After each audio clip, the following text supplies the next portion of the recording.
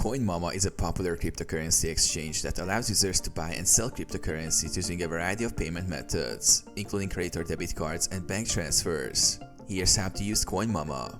Create an account. Visit the Coinmama website and click Sign Up.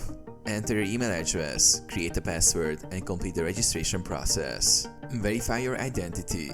To buy and sell cryptocurrencies, Coinmama requires identity verification. Submit a government-issued ID and a selfie for verification. Once approved, you can start trading. Add payment method.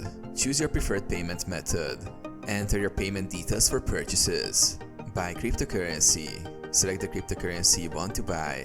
Enter the amount of crypto you want to purchase, and Coinmama will show the equivalent in your local currency.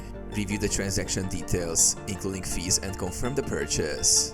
Withdraw to wallet. After buying crypto, withdraw it to your external wallet for safekeeping. Go to the withdraw section, enter your wallet address, and confirm the withdrawal. Secure your account. Enable two-factor authentication to secure your account.